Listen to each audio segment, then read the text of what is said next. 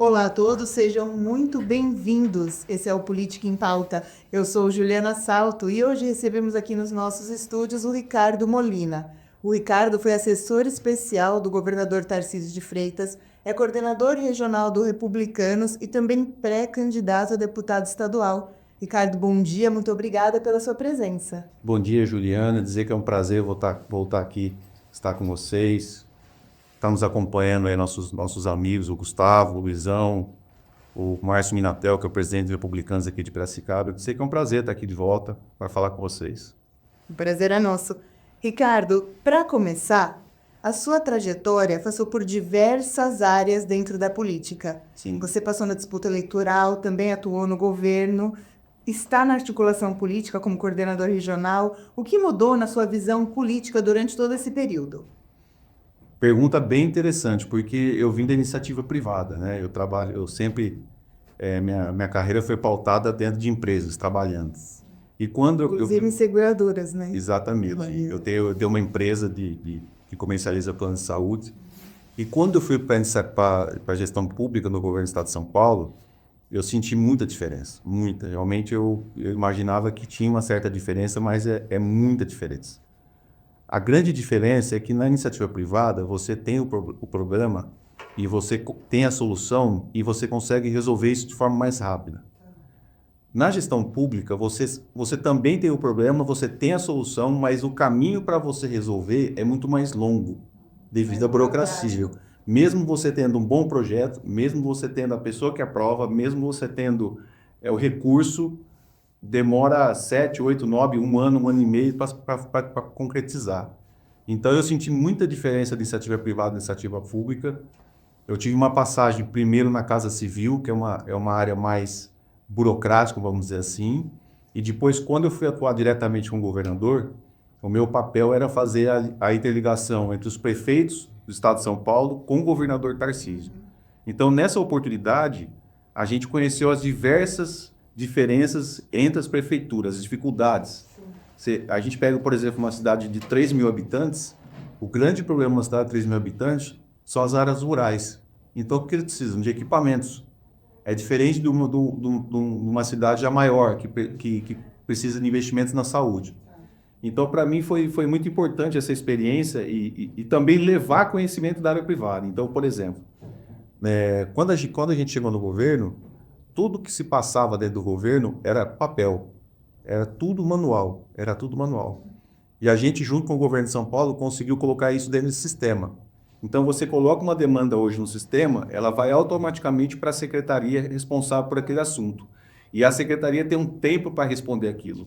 E aí ela encaminha para outra secretaria que também está envolvida. Então, ela flui mais de forma mais tranquila e principalmente dá ritmo às demandas. Então, foi uma coisa que hoje é tudo digitalizado dentro do governo do estado de São Paulo e dá uma dinâmica muito maior. Então, a gente conseguiu participar desse processo e a gente viu que deu resultado. Tá. Eu ia perguntar isso mesmo, a sua atuação dentro do governo era como se fosse uma articulação. Isso. Quando eu recebi a ligação do governador Tarcísio para trabalhar no governo do estado de São Paulo, ele me disse assim que tinha um grupo político que há 30 anos ele fazia gestão do governo do estado de São Paulo, que era o PSDB.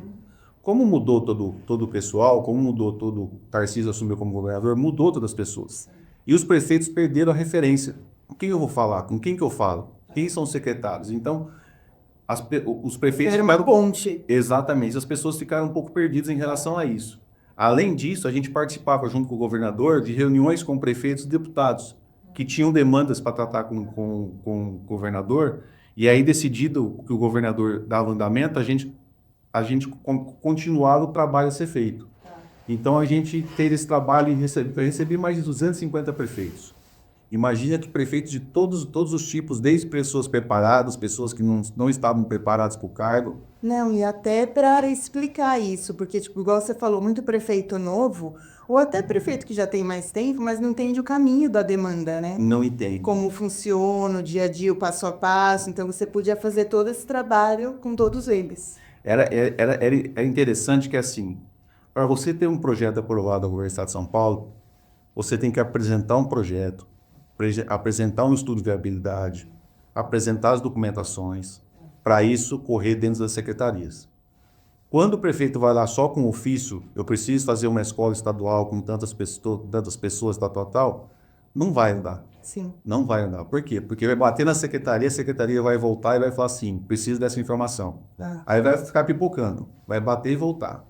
Então, o que a gente mais orienta os prefeitos é terem esse preparo nas informações.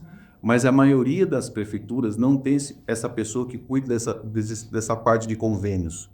As menores não têm condição de ter uma pessoa para cuidar só disso. Então, De um setor e isso é um extra. Então, assim, é uma área tão importante da prefeitura, essa área de convênios, que é onde busca os recursos que, além do orçamento da prefeitura, é a área que busca recursos fora da prefeitura.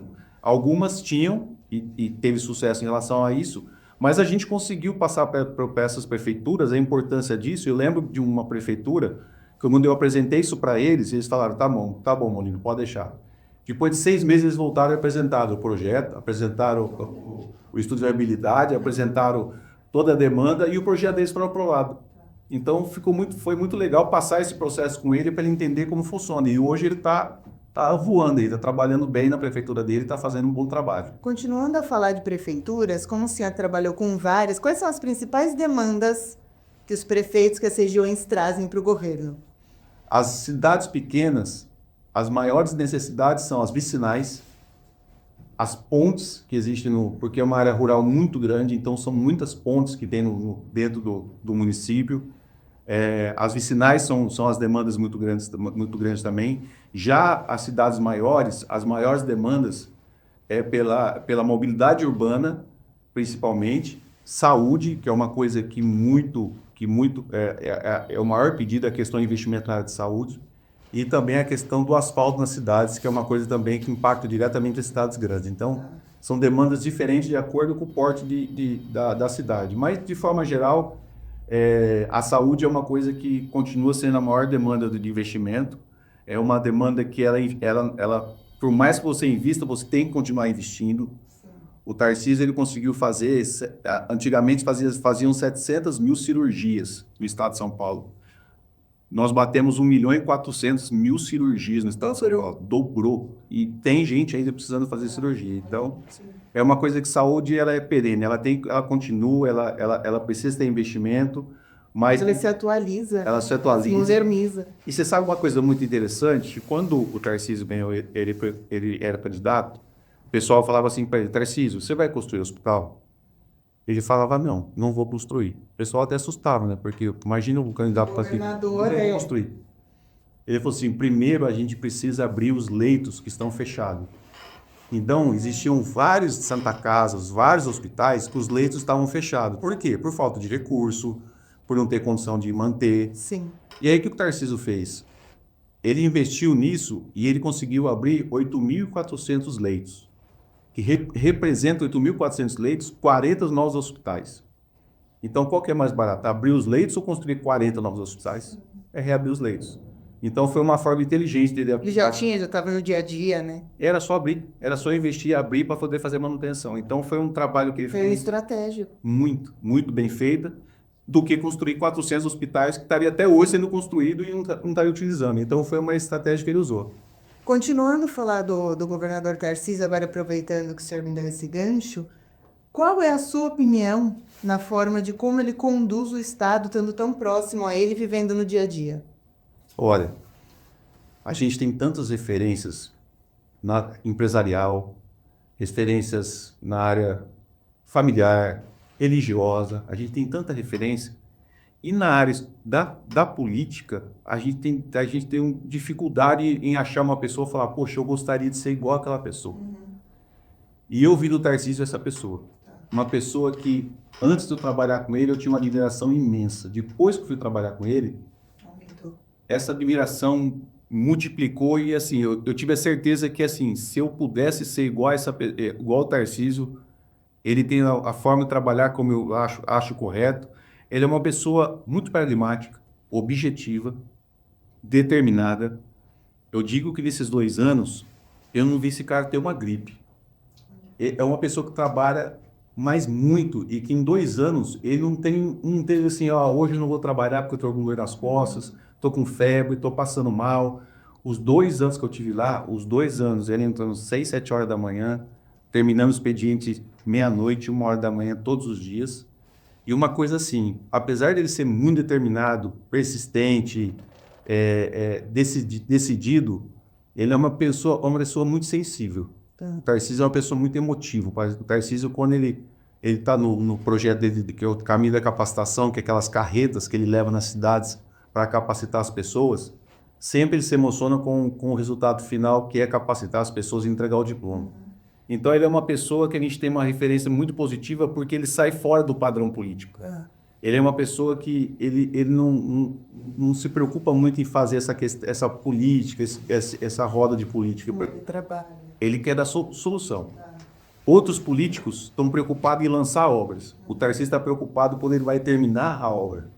Então ele é um cara de entrega, ele faz entregas. Então ele é uma pessoa realmente que ele sai Tem fora tido do muitas entregas mesmo da parte de habitação, Muito. feito muita entrega. E ele começou as entregas pelas obras paradas. Então ele não teve essa vaidade que a obra não era minha, eu não vou fazer. Então ele começou o trabalho dele pelas obras paradas. Então ele fez grandes entregas no estado de São Paulo, vai bater mais de 200 mil habitações entre construção e entrega no estado de São Paulo. É recorde isso. Então ele é uma pessoa focada em fazer entregas. Então o Tarcísio, em 3 anos e meio, ele mudou a forma de conduzir o estado de São Paulo. Ele mostrou para a gente que é possível se fazer mais, mesmo no estado de São Paulo, que é tão rico e com tantas oportunidades. Continuando nisso, nessa confiança que existe, o senhor recebeu a missão de coordenar a presença dele, eu vi agora recentemente, em 41 municípios, né? O que representa essa confiança? Eu estou no Partido Republicanos desde 2018. É meu único partido que eu sou filiado, é o Partido Republicanos. E ao longo desse período, a gente foi construindo junto ao partido uma relação de confiança. Na eleição de 2022, eu tive 52.214 votos. Essa votação credenciou a gente a assumir uma região de 41 cidades. Então, como é que é a hierarquia do republicano? Você tem um presidente nacional, que é o Marcos Pereira, você tem o presidente estadual, que é o Roberto Carneiro, você tem as coordenações e você tem os presidentes municipais. Então, uma dessas coordenações, que são 41 cidades aqui na região, eu assumi essa coordenação e a gente está trabalhando nela há 2 anos. Foi nessa coordenação que o Minatel assumiu a presidência aqui de Piracicaba. Então, o que o grupo político Tarcísio fez? Colocar a gente para fazer a campanha nessas 41 cidades. Já entendendo que a gente tem essa experiência com essas 41 cidades, tem essa relação com as 41 cidades. Já é da sua região? E o Tarcísio é do grupo Republicanos, então é o mesmo partido.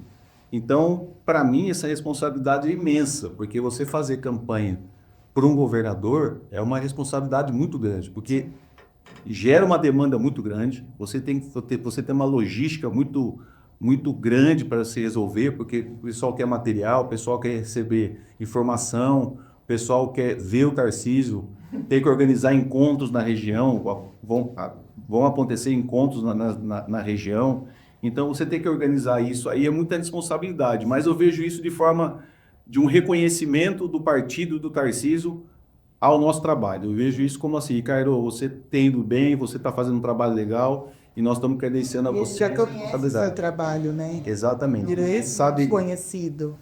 Quando o Tarcísio desembarcou em São Paulo, vamos dizer assim, pouca gente acreditava no resultado dele. Chamavam ele de forasteiro, né? Na época ele tinha 2 a 3% nas pesquisas. E pouca gente sabe isso, mas ele pensou até em desistir naquela época. E quando ele veio para a região e a gente também fez a campanha dele, ele foi ocupando espaço, ele fazia a campanha dele dentro de uma van. Era ele mais 5 pessoas rodando o estado inteiro, só, mais ninguém. Aí o Republicanos organizava reuniões regionais, né, com seus filiados, e o Tarcísio ia lá e participava dessas reuniões. Era assim que ele fazia a campanha do estado inteiro. Do outro lado, tinha o governador do estado, que era o Rodrigo Garcia, com uma estrutura absurda de gente, uma coisa muito grande, com 90% dos prefeitos apoiando ele, e por outro lado o Tarcísio caminhando com a população, andando, ocupando o espaço dele. Então, a gente fez parte desse processo que acreditou no Tarcísio. Na região, a gente trombava de frente junto aos prefeitos, porque os prefeitos queriam o Rodrigo Garcia e a gente queria o Tarcísio. Sim. Então foi um desafio muito grande fazer esse trabalho, mas a gente tinha certeza absoluta que ia dar certo. Então o Tarcísio ele foi um cara bastante disciplinado na campanha e fez com que o resultado acontecesse. E eu tenho certeza que se a gente fizer um bom trabalho nessa campanha, a gente consegue, inclusive, ganhar no primeiro turno as eleições para governador do estado de São Paulo. Tá. Continuando, no artigo que o senhor publicou recentemente, não vou lembrar o jornal agora, o senhor escreveu, a gente estava até comentando que a região perde força quando não tem um representante. O que o senhor acha? O que fez o senhor tomar essa conclusão? Que é essa conclusão? Dia a dia? São várias frentes. Primeiro que um deputado, ele tem de direito 13 milhões de reais por ano para distribuir aonde ele acha melhor, que são as emendas. Tem as emendas impositivas, que são os 13 milhões, e tem as voluntárias, que é passado pelo governo do estado de São Paulo. Ou seja, pode chegar a 30 milhões de reais por ano. Se o deputado é da região, ele vai aplicar a maioria desse recurso na região dele. Então, é assim, quando você dá um voto para alguém de fora, você corre o risco da pessoa vir nessa sua região, dar 100 mil reais e ir embora. Se você tem um deputado da região, ele vai alocar a maioria dos recursos na área que está precisando, na região que ele atua. Essa é uma coisa. Outra coisa são os pontos que o deputado precisa agir. Então, eu vou dar um exemplo de como aconteceu envolvendo Piracicaba, Americana, Santa Bárbara do Oeste, Nova Odessa, que foi quando surgiu a possibilidade de colocar 3 pedágios na SP-304. Foi uma coisa em março do ano passado que repercutiu de forma muito negativa. Foi uma coisa que todo mundo ficou assustado com essa possibilidade. E eu estava já no governo do estado de São Paulo. E eu fui muito pressionado pelas pessoas, pela imprensa, a tomar uma atitude. E na verdade, ainda mais porque estava presente no dia a dia da região, né? Exatamente. O pessoal fala assim, mas você está aí, você não vai conseguir resolver isso? Então, assim, esse é um papel que o deputado deveria fazer. Por quê? Porque ele representa a região. Sim. Mas como não tinha deputado, a gente foi falar com o governador. E eu tive a oportunidade de sentar com ele e mostrar para ele que a SP-304 nada mais é do que uma grande avenida que passa entre Americana, Santa Bárbara, Nova Odessa e chega a Piracicaba. Então, quando a gente mostrou isso para ele, obviamente ele conhece a região, mas ele não tinha noção do quanto essa SP-304 ela influencia principalmente em Santa Bárbara, Americana e Nova Odessa. Aqui Piracicaba veio mais um pouquinho mais para cá. E tinha um pedágio também aqui próximo. E ele recuou dessa proposta, ele atendeu não só nosso pedido, mas foi um pedido da região inteira, mas a gente fez essa interlocução com ele. É um exemplo de como um deputado tem que agir. Tá. Não é somente recurso, é você ter essa oportunidade de representar as demandas da região. Uma outra coisa importante, quando você investe na saúde de uma cidade, principalmente quando ela é muito perto da outra, se essa saúde está melhor nessa cidade, as pessoas da outra cidade vão para aquela cidade para ser atendida. Sim. Então você tem que equilibrar os investimentos que você faz na saúde da região. O deputado tem que ter esse olhar para que todas as cidades recebam investimento de forma igualitária e proporcional ao tamanho da cidade. Então essas são algumas atuações, além do que você precisa às vezes conversar com o secretário do estado, além do que você precisa falar com o governo. E o deputado é uma porta para que isso aconteça. E aí, eu atendia muito deputado, e as demandas são diversas. Então, a gente vê que quando você tem um deputado, as coisas acontecem mais rápido. As demandas chegam mais rápido. Sim. Porque dentro do governo do estado de São Paulo... Você tem um acesso, né, mais próximo. Dentro do governo do estado de São Paulo, a demanda do deputado é prioridade. Tá. Essa é uma orientação do próprio governador Tarcísio. Atenda os deputados de forma rápida. E isso é uma coisa que mostra a importância do deputado em uma região. Se o senhor tivesse um mandato hoje, já fosse eleito, aonde o senhor investiria esses recursos, esses 13 milhões primeiro? Primeiro, eu investiria na SP-304, que é uma rodovia que ela é uma rodovia importantíssima, mas ela tem um grau de acidente muito alto. Toda semana tem acidente. Ela merece e precisa de uma terceira faixa, porque ela virou uma grande avenida e no horário de pico é um negócio absurdo. Então, assim, talvez eu faria um convênio com o governo do Estado de São Paulo e os municípios para que colocasse essa terceira faixa. É uma coisa que eu já conversei com o governador em relação a isso. Outro assunto que seria pauta da minha conversa com o governador de recurso é em relação ao atendimento do governo do Estado de São Paulo com relação aos atendimentos de alta complexidade. Não sei se você ouviu falar da Fila Cross. Sim. Fila Cross são os atendimentos que são feitos pelo Estado de São Paulo, encaminhado pelas prefeituras ao governo do Estado de São Paulo. E hoje tem uma fila muito grande, é muito grande essa fila que tem. E nesses 3 anos e meio, não houve evolução em relação a isso, principalmente na região de Campinas e Americana. Então, o que precisa ser feito? Precisa ser feito um trabalho de aumentar a quantidade de recurso disponível para que as pessoas saiam da fila.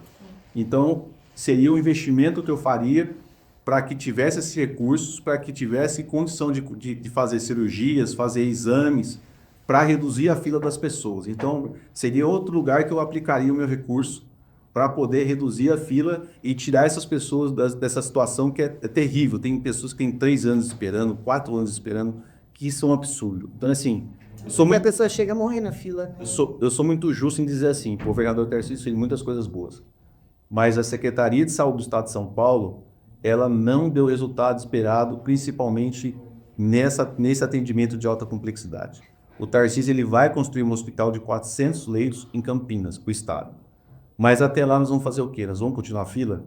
Então, o que precisa ser feito? Então, faz parceria com a iniciativa privada. Chegar, né? Faz a parceria com a iniciativa privada, compra exames da iniciativa privada, aluga leitos da iniciativa privada, para que essa fila possa ser reduzida. A gente não pode olhar uma pessoa ficar 3 anos na fila ou morrer antes de ser atendido e achar que é normal. Sim. Então virou uma coisa normal. As pessoas ficam, não, eu sou 3 anos na fila, eu estou 2 anos na fila. Não pode, isso é um absurdo. Então isso é uma área que eu com certeza investiria muito do meu recurso. A gente estava conversando que representar a cidade, a região é muito importante. E isso não pode acontecer só na época de eleição, né? Mas tem que ser no dia a dia, na convivência com o munícipe, com o cidadão.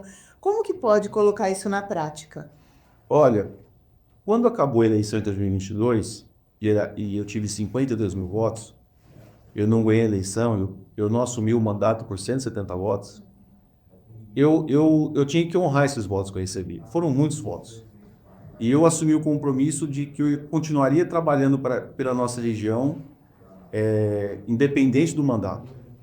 E através do nosso deputado federal Marcos Pereira, a gente conseguiu trazer mais de 26 milhões para essas 40 cidades que a gente representa.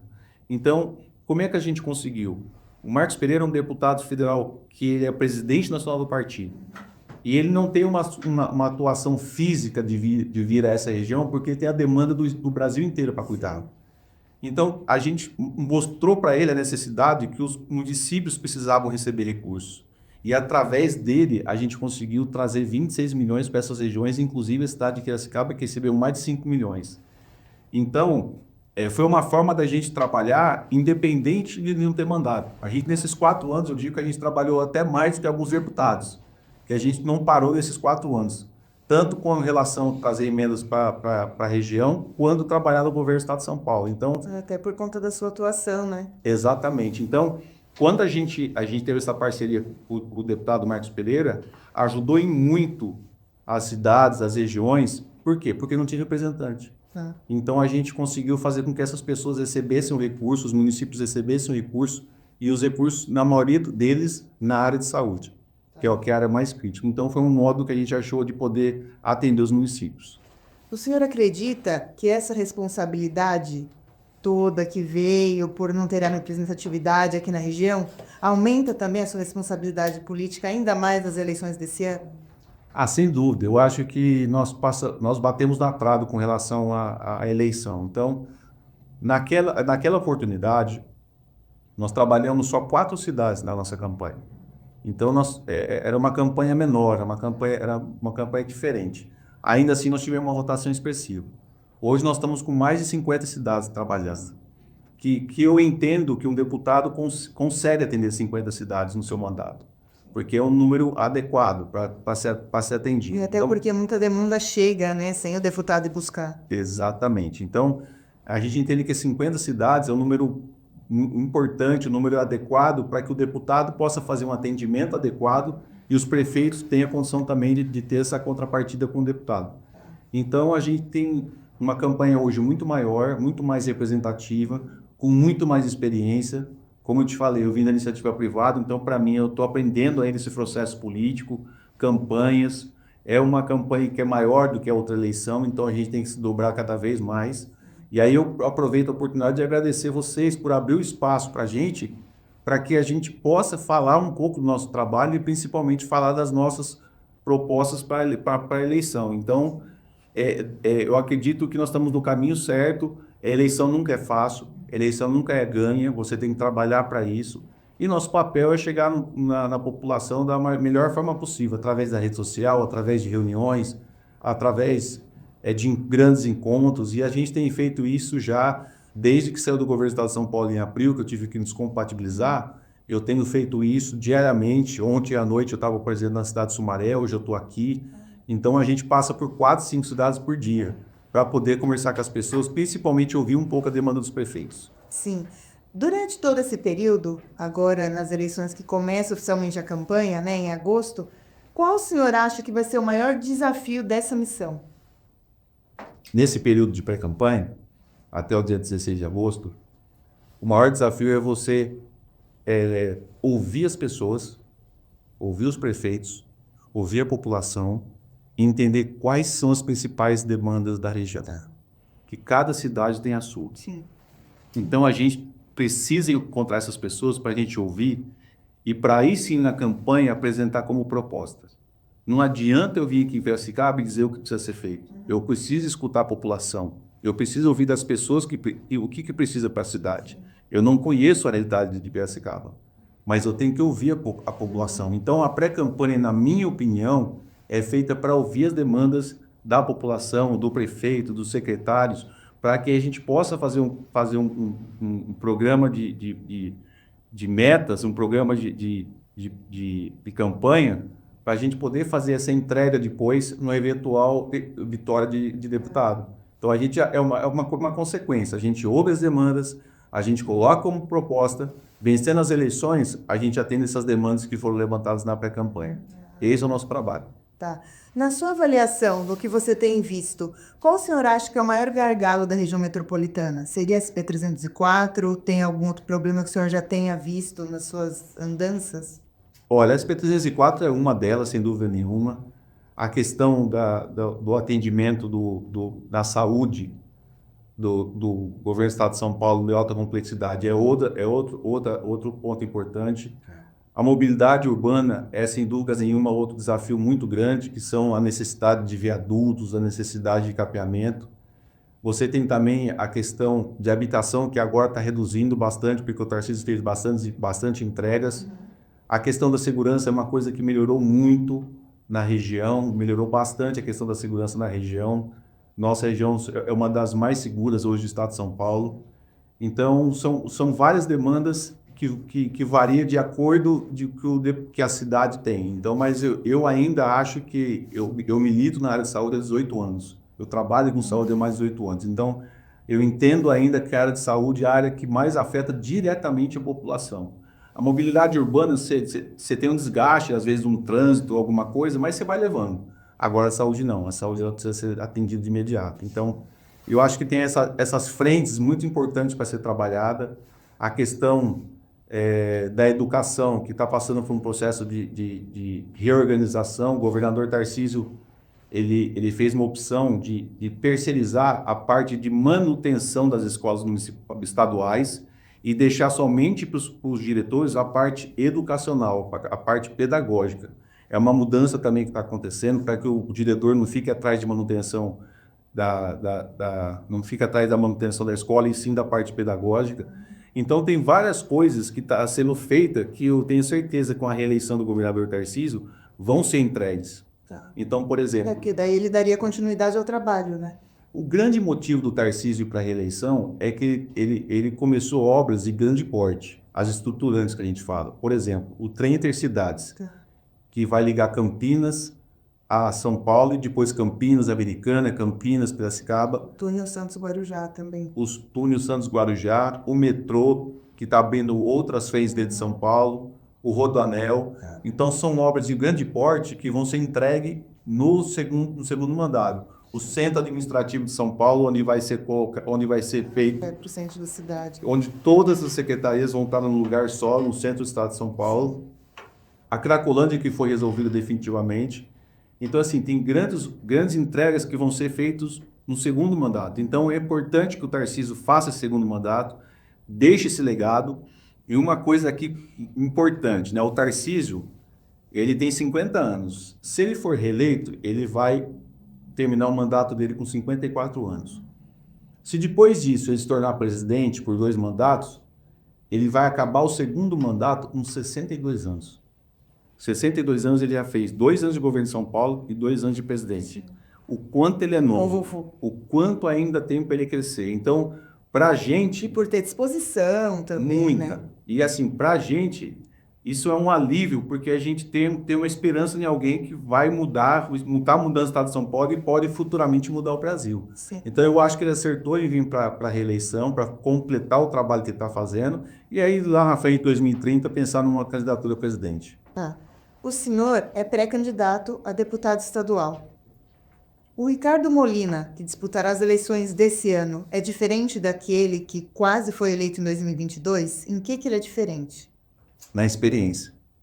Até 2022, eu nunca tinha ocupado cargo em gestão pública. Eu nunca tinha ocupado. Então, essa é uma coisa que eu não tinha passado por essa experiência. Passar 2 anos com o governador Tarcísio de São Paulo e conhecendo a máquina me deu uma experiência muito grande.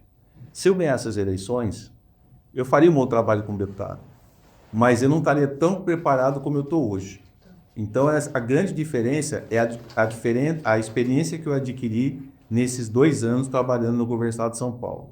Parece pouco tempo, mas foi de grandes vazias, né? É intenso, é diário, é um negócio que é muito pegado. Então, esses 2 anos foram importantíssimos para adquirir essa experiência. Então, hoje, sendo deputado, eu sei que porta bater, aonde procurar, quem procurar, de que forma fazer.